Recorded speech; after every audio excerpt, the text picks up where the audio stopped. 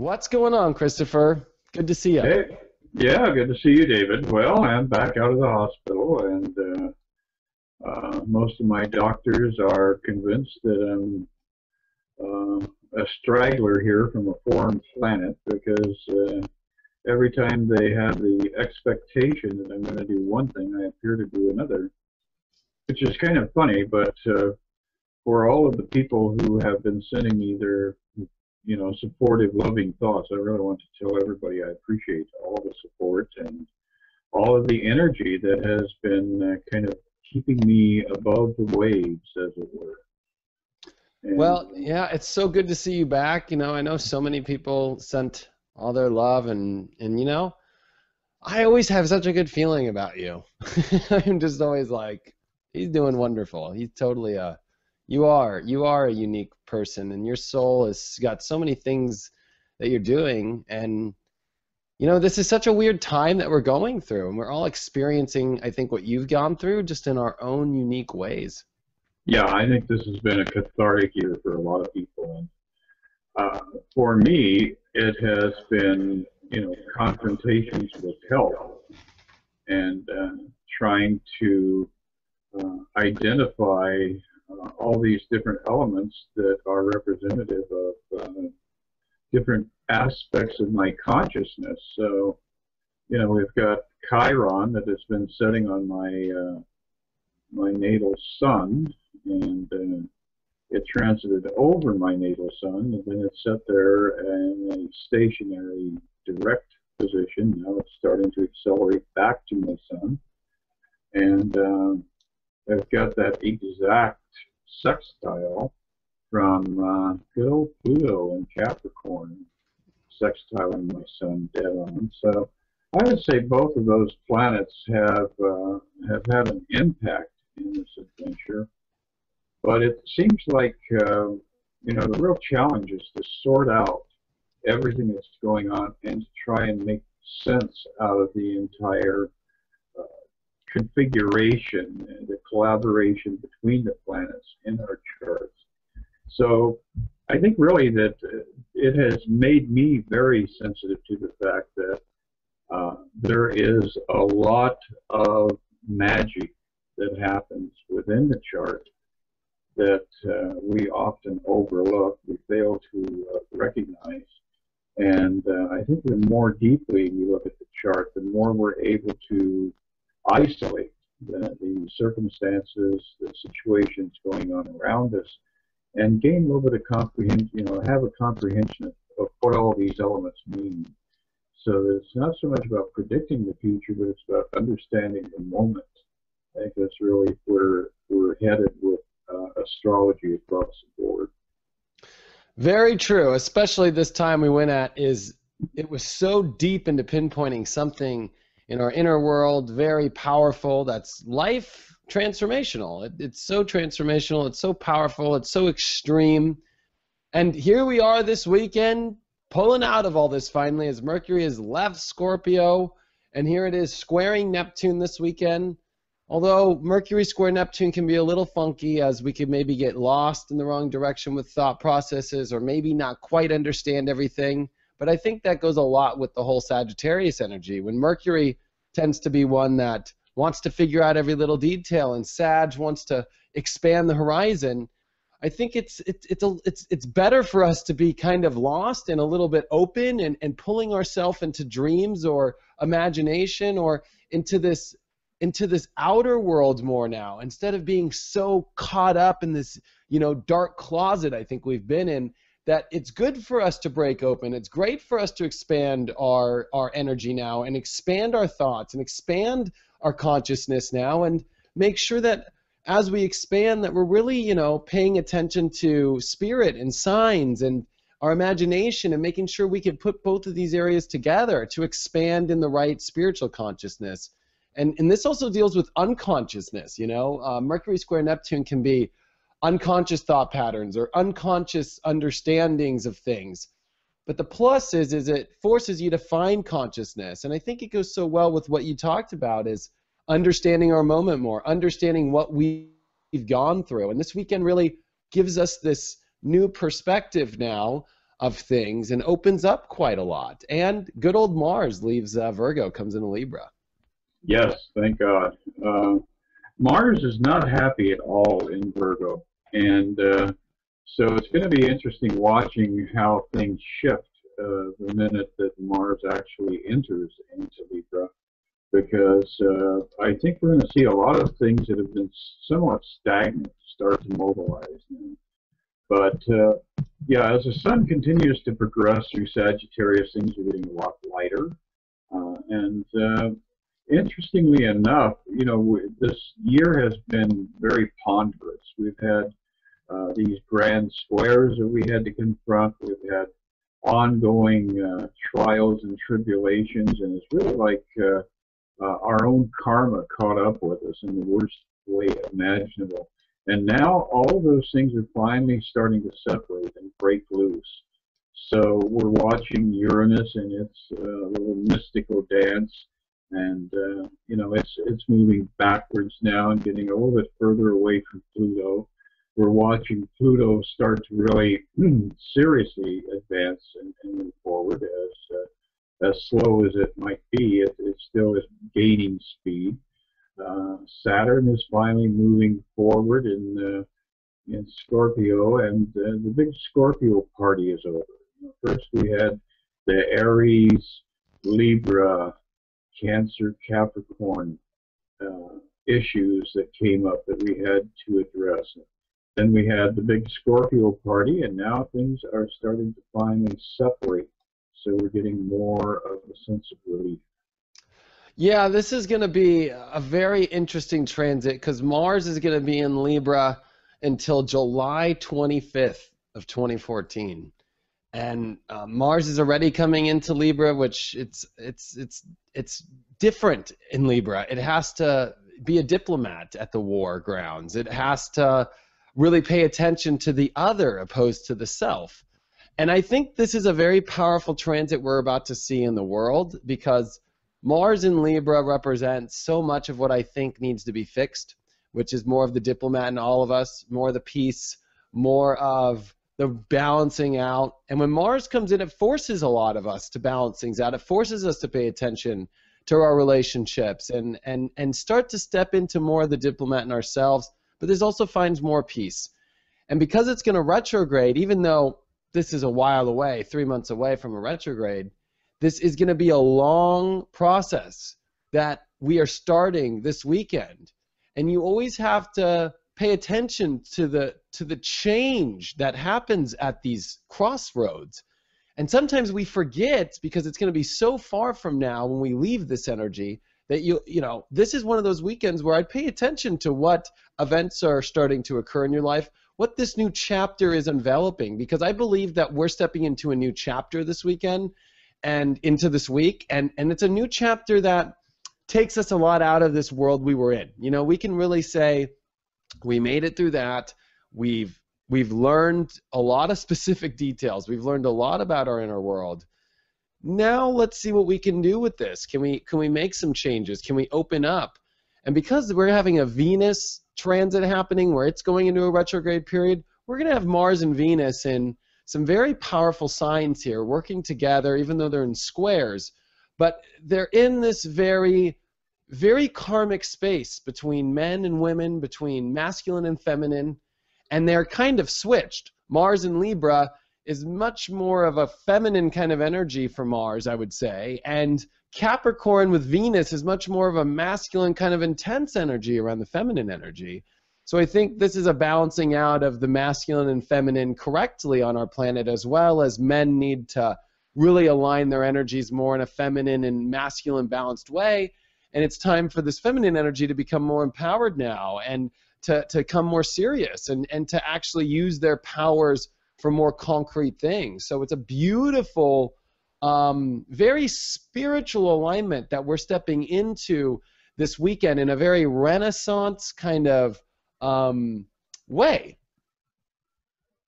Yeah, well, I definitely agree with that. I also think that from my observations, Mars is very comfortable in Libra.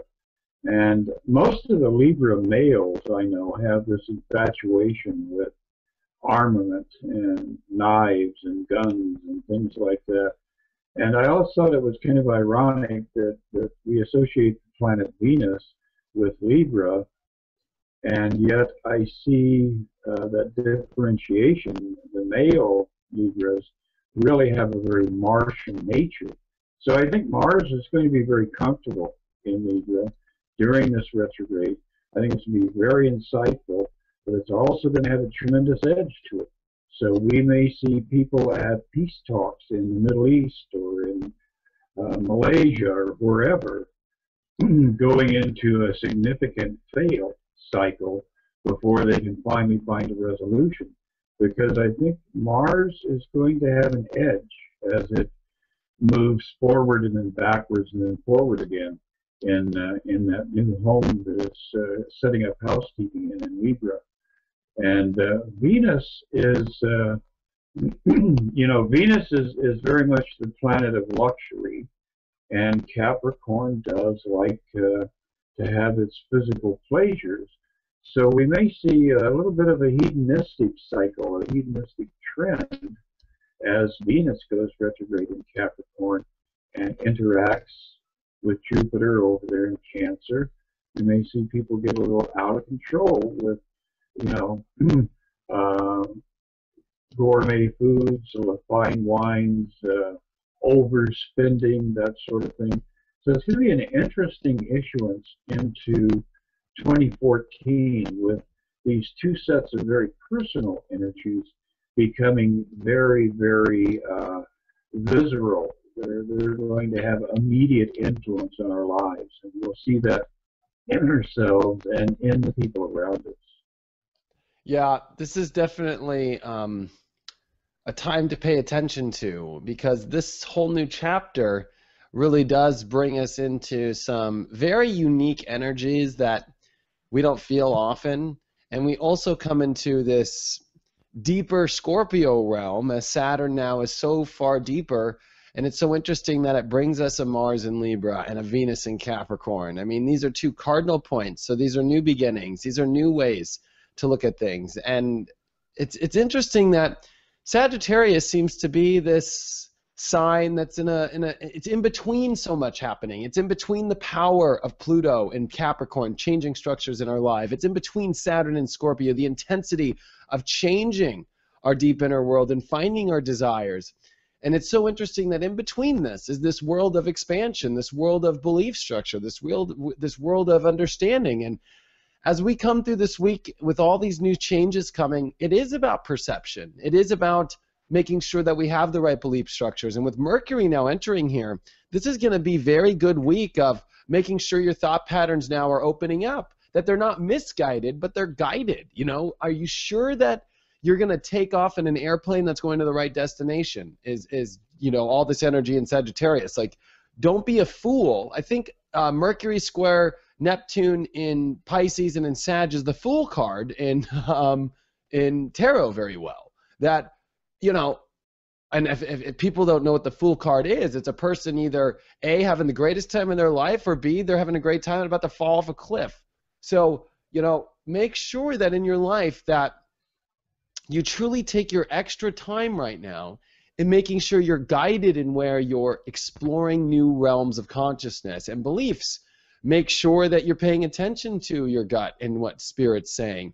Make sure you're coming from a very beautiful place now that Mars enters Libra this weekend, although Mars enters in at the end on Sunday. So this really is the beginning of the week where I think we're going to start to see this new impact in our lives. I think this weekend is us just kind of getting prepared for the new shift and us really becoming aware of this new energy coming in. And we'll really feel it, I think, Monday as we really push in.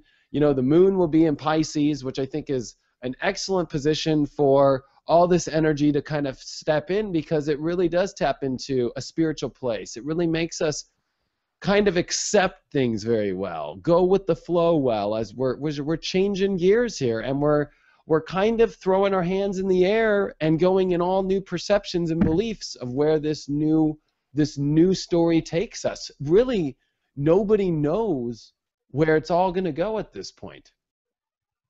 Well, it definitely is a blank canvas, absolutely. One of the interesting things I'm noticing here is that as we're moving into the weekend, Friday and Saturday, we'll have the moon transiting through Aquarius, and that allows us to become somewhat remote. When the moon is in Aquarius, the emotional range is kind of suppressed, and we become very analytical, very linear thinking, looking and evaluating what's going on around us.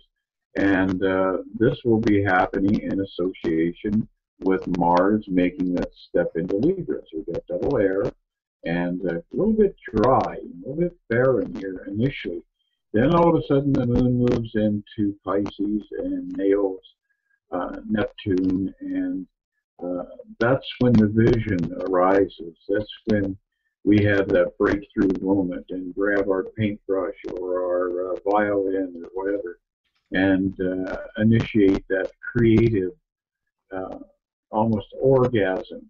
So I think that this is going to be an interesting weekend for a lot of people because they're going to be looking for what it is that motivates them in the first part of the weekend, and then the latter part of the weekend and into Monday, they're going to go into a creative frenzy. And I think that for people who've been feeling frustrated about their creativity, it's going to be the release mechanism, and the creative flow really will begin. Yeah, this is a huge creative flow, especially as we kind of step into all this, because Mercury's going to start trining Uranus, which I think is going to be this real exciting, fiery, like yeehaw energy. I think this yeehaw kind of comes in my webinar that I did over the weekend. I've been describing a lot of this energy coming in as John Wayne, where you kind of have to just trust John Wayne and kind of go with this positive kind of yeehaw energy and really just kind of sit yourself in for the ride. We're not going to know the details. We're not going to know exactly where we're going, but trust the smile on that man's face, you know. You can't, you got to go. It's like you've got to just go with this energy and come excited and really start to follow the guide of what you want to become, because I think Uranus and Aries is teaching us to really identify correctly. And our perceptions now and our thoughts, we need to really explore the areas that we want to become and believe in this. And I think this week gives us this ability. And more importantly, Saturn and Jupiter make their trine this week. This is a transit that takes a long time to happen because of these, you know, it's two big planets, and for them to hook up in a positive way really creates a very solid, you know, structure in our lives that what we're building from now in this blank canvas you describe is very well positioned. So this is important for us to, I think, build conscious realms if we want to get real deep spiritually, conscious realms correctly, which will manifest in our outer worlds, right? But we've got to pay attention to our emotions now and realize that I think we've gone through such deep places emotionally in order for us to really understand certain feelings that we wouldn't have felt before, because we have not had Saturn in Scorpio and Jupiter in Cancer hook up in a trine like this. I don't even think for over 100 years. I'd have to look, because I don't think the last time Saturn was in Scorpio, both the last two times that we had Jupiter in Cancer. So it's very intense energy that we're going to see through this week that is very supportive and very expanding, and has all kind of led everybody to this point to be cleared, to know what you're facing in your fears or your anxieties or your deep inner world, and now paint a better picture to get yourself out of this and to really present yourself with an exciting adventure that makes you just keep pushing forward. You know, Michael Luton, a great astrologer who I follow and love, he used this transit of this week coming up as wagon trails west, pushing on after, you know, deaths and hardship and broken tires and anything, but it's that moment when you get them all back on and you just keep going west. And I think that's where we're at. I think he described it very well, and I think we got to keep going. We got to, you know, this is time to see we've repaired things. Like let's go. And it could be a little difficult, because we could be still kind of used to the hardships we've been going through, even though they're not around anymore. So we've got to readjust our brains this week to be back into some positivity and forward-moving optimism. Oh, absolutely, yeah. And it's exactly as you said. We do have a tendency to repeat patterns because we learn from trauma, we learn from experiences that are frightening, and it burns itself into the brain, and so we're dodging, we're in expectation of the worst possible outcome. And this particular trine, as you said, is definitely a release, and it's a very benevolent trine. Also, we've got Chiron and Neptune up there in Pisces, and even though they're not directly influencing the trine, they are still nonetheless giving us a subtle influence. So you have the power of a grand trine in water that can really open you up emotionally, open you up, again, creatively, and it can be a catalyst for some significant breakthroughs in different regions of your life. I mean, Jupiter is sitting there in Cancer. What is Cancer all about? That's the home. That's your nest. That's where you're operating out of. And then we've got Scorpio sitting up there in that 8th house. Legacy, heritage, all of those issues coming into play. And then the 12th house, which is, of course, spirit and return to that greater realm of higher consciousness. So this is a very powerful expression coming in our direction from the universe, saying, okay, this is a potential. Where are you going to take this? And I think it's kind of interesting because you're coming out of that Saturn return and that passage of Saturn as it starts to accelerate again upward into Scorpio, and eventually it will be leaving Scorpio. Where are you at now as compared to where you thought you would be with this Saturn return you just went through? Because I know that you were pondering this before the actual events. How did it show up where you were expecting it to show up, and how did it surprise you? Well, what I think it did was it was massive clearing and massive reboot energy. I think Saturn in Scorpio is when we realize that we have programs that are frozen or stuck or not operating right, and we've got to push reset on the computer. And it's a hard reset, Control-Alt-Delete.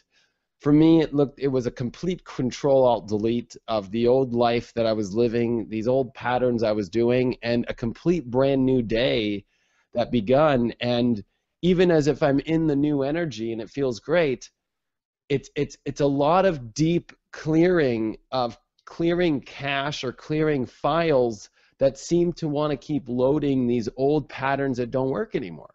Like, that's how I've really looked at Saturn in Scorpio and going through a Saturn return in it, is it clears you completely, but what it does is you somehow realize how embedded our emotional fields really react in our life, that they go all the way to the bottom, and that it doesn't matter when you push reset, even the computer still thinks there's a problem when there's not anymore. And so it's like there's a lot of clearing taking place. There's a lot of intensity that we have to go through as these reboots happen in all of us to find out what we really should be loading. We should really be loading this program. Why was I loading 15 of those programs? That's very Taurus. You know, Taurus wants all the programs. It wants to run a program to run another program. You know, it's like you don't need all these programs in Scorpio. You just need the ones that matter. You just need the ones that really matter. And I think that this is getting us down to the emotional fields that matter the most. And everything else is just bullshit that's just sprinkles on the sundae. That this isn't about the sprinkles on the sundae anymore. This is about the layer of what ice cream you have in your life. Is it vanilla or is it chocolate or is it strawberry? Doesn't matter about all that other crap right now. And so that's, I think, how I would put it. Mm-hmm. Well, I think everybody has felt the intensity of all this activity in Scorpio, and it's going to be interesting to see now if there is a global sense of healing and release, or if it's going to just be much more individualized and much more personal. So as we advance now, we're going to be getting more and more of that sense of how this is affecting this era of awakening and this era of illumination that we seem to be moving into. Yeah, and this is an illumination period, which sometimes it doesn't look that way because we get so caught up in every little thing. You know, it's just like, you know, it's like you're going through a haunted mansion. You know, it's freaky. But man, this thing is a huge illumination coming in our lives, and this week, as you know, to finish things off here, it's like this is really one of the big, powerful weeks of growth, expansion, because the end of the month gets pretty intense with Mars. As Mars is coming into a cardinal sign, and we have got 3 other planets in cardinal signs, so we are starting across again, and this is a week of you know, I would say get your happiness in, expand your life in the right directions, and take this for a good position, because in the next couple of weeks, you know, we're about to step into some intensity again. It won't be like what we went through, but I do believe that there will be a new chapter that gets very intense. So this could be a week where, you know, enjoy yourself. You know, enjoy yourself, and really explore this new possibility, these new exciting feelings, because Mercury trine Uranus is one of my favorite events, but more importantly, when you have the moon in Aries, which is going to conjunct Uranus as it goes over to Mercury in Sag, this is a fire starting up this week that really yeehaws us. It's fire water, you know? It's like, get the Duke out. Rah! You know, I love John Wayne. But, you know, it's very John Wayne energy, you know, like, yeehaw, like, let's go. Mm-hmm. Well, it is going to be a fun-filled week because, like you said, you know, we're past that dark passage that we were all having to negotiate. And so the cards, let's take a look here. The first card up, Friday, Saturday, I see this as that moon in Aquarius. We have the Temperance card, keeping one foot in spirit, water, keeping one foot on earth, dry land, and really working on maintaining balance and moderation, being a little bit emotionally remote and being the observer. But then as we start to come out of the weekend, we have the very earthy Ace of Pentacles, and this is a card of manifesting things in the material realm.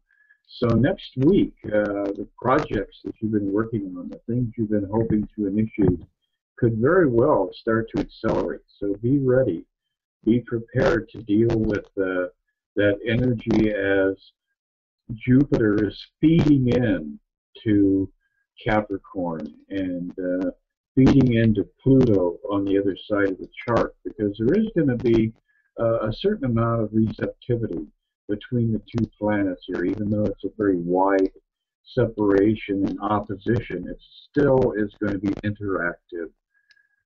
Midweek, a few minor things coming up here, and that again is the energy that we're dealing with in association with that trine of Mercury and Uranus. There may be unexpected events come along. We have to stop and address. You know, the city of your choice that you're living in may show up on your doorstep and say, you've got 58 unpaid parking tickets, and we want you to do something about that right now. So there could be surprises with that flow of energy between Mercury and Uranus.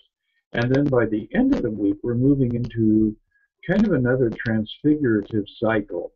You know, and I think this is as we see Mars really settle into Libra. We're going to feel like a lot of this garbage that we've been trying to remove from our consciousness, from our life, from our soul, is finally in a state of release. So the old body, the old life is dead.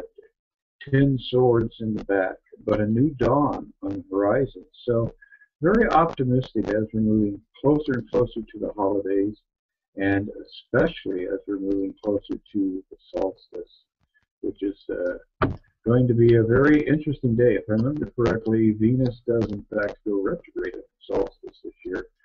So yes, it does. You can prepare for that beautiful period when the sun starts to advance once again. The days become longer.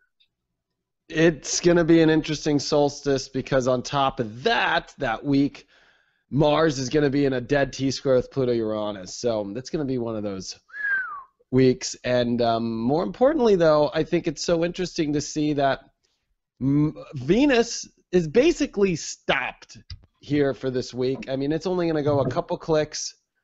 Usually it would go 4 or 5, and it doesn't. And we're going to see over these next couple weeks as Venus starts stationary and gets stuck. And on top of that, Uranus is getting ready to go direct on the 17th. So that planet is stopping as well. And these are the, Uranus is pretty much, besides Jupiter, the only planet right now that's, going retrograde. And when that clicks on, it will be just Jupiter. But then, right after that, we're going to have Venus go retrograde. But, this is very now forward-moving times. So interesting that the way this is working because you and I have been doing this pretty much a year now, that in the winter, in the early months of the new year, this is when the universe is pushing everything. And then it's summertime when it retracts it all, and we all have to go through this summer to winter thing of like dealing with our inner world, and then we kind of pull out again. Like it's really it's very interesting on how the universe is doing the same pattern throughout the years. This has been kind of repeating here, and I don't know. This is just this is one of those weeks where I'd ride it out. If there's a chance to ride a roller coaster, ride it. Have fun. Well, absolutely, and as you were mentioning, the universe is sending us these options, opportunities, messages repeatedly. It's very cyclic, and I think that really the point of all of this is for us to give up our fears, our prejudices, and our anger and resent and inability to accept those who are around us. So it really is moving us to a place of greater compassion, greater love, and an expanded vision of what the future could possibly be. So we're getting closer and closer to a planet where nationalism is no longer become the illness, the measles of mankind. So all of this is going to continue to repeat to a certain degree because we have got to learn the lesson. Yeah, and this is a karmic time in relationships, and I'd still keep paying attention to those relationships as Venus is in this very interesting place, and she's getting ready to move from the evening star to the morning star. So this is another transitional passage that's very powerful and divine.